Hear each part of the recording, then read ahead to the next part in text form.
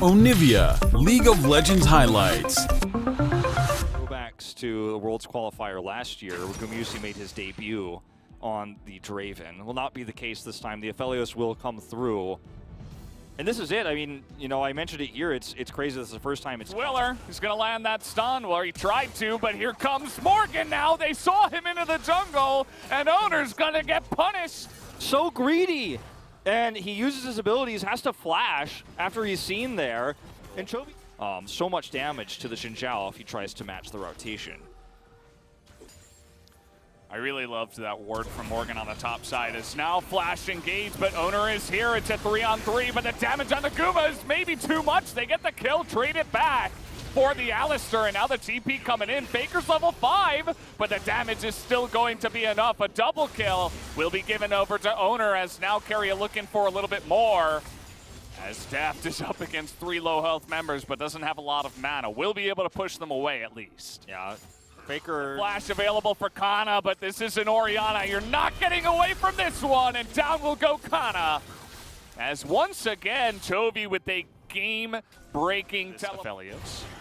Hey, this is a really aggressive move here from Owner. Once again, teleport coming through. Yeah, teleport is in here, as now Keria going very deep into the enemy jungle by himself here. The Aftershock is gone, and that's going to be a stopwatch that will save his life, but only for just a moment. The Slicing Maelstrom is not going to do enough. It's actually Owner that takes down Chovy. That is the biggest part of this fight, as now Deft is all alone on the backside here. Owner looking for a little bit more, as Willer is Viego completely zoned out here and down to low health. By the time the Slicing Maelstrom comes out, just not the greatest at that. Keria just denying some CS, you know, with this and guaranteeing a turn. And I think for the LCK in particular, with how much we see scrappy fights over objectives, he's just so popular here, where you can actually be the carry for the top laner. Faker and his poking potential to keep Chovy, Deft, and Vista out of the left side of the fight. This is the Infernal Drake, so both teams looking to get it. Big chain of corruption once again, and look at that! Willer just walks in and steals it! Amazing that he's able to get that smite down, but here we go! The Slicing Maelstrom is pretty huge, but it's not quite enough damage as a big shockwave follow-up. Willer looking for the fight on the backside, and there it is! Deft is able to land that piercing arrow into the super weak, squishy underbelly of T1 that had taken so much damage in the fight. Guma trying to get the root down, he will get the one. And more pokes are coming out, and Chovy's trying to 1v3. Don't necessarily... Again, alive here. Don't want to give T1 2 Drake. Oh, Keria, but instant flash comes in from Deft. And the chains of corruption, and Keria, he's just... on the wrong side of this fight. He's going the wrong way. He's like, oh, I thought we were blue side. We were blue side for 4 games, and now Owner's super deep in there, and the damage comes out from Willer, and this gigantic Viego is on the chase. He's looking for more.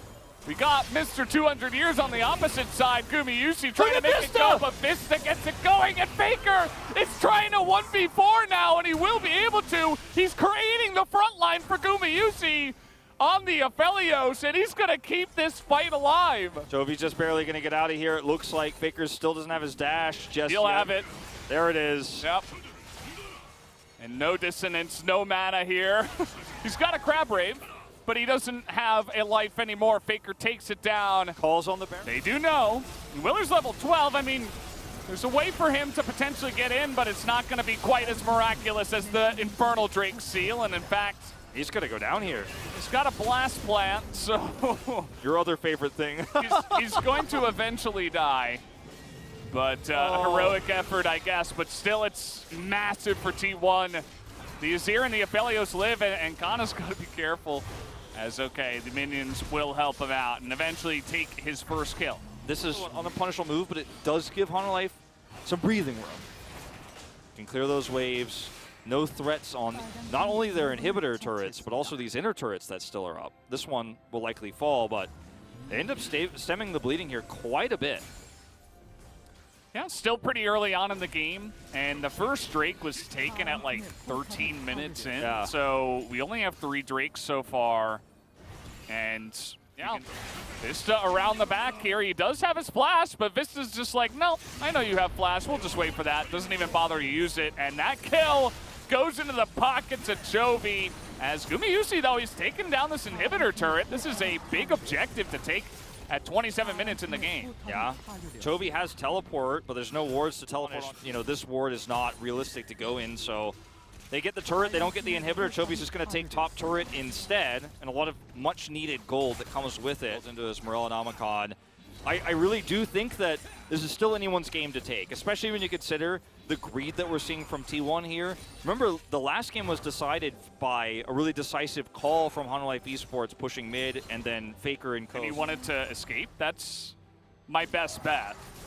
As now we're trying to get on top of Gumayusi here, and Deftus is going to die! Vista extends so deep, and Gumayusi just laughs at him, and this might just be the way the game ends.